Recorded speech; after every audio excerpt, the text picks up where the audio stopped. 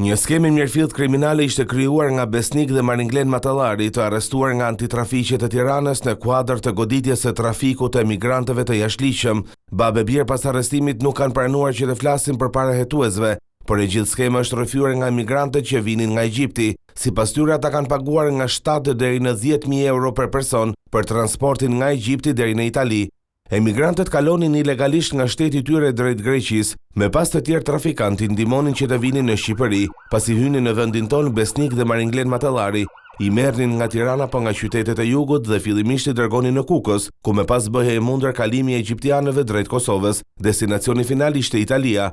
Besnik Matallari rezulton i përfshirë dhe në të kaluarën në trafikimin e migrantëve të jashtëligjshëm. Në këtë operacion të arrestuarit kanë përdorur 2 mjete për të transportuar 12 emigrantët, gjithashtu të ndaluar. Policia ka identifikuar edhe 2 bashkëpunëtorë të tjerë të përfshirë në këtë skemë, të cilët janë në kërkim.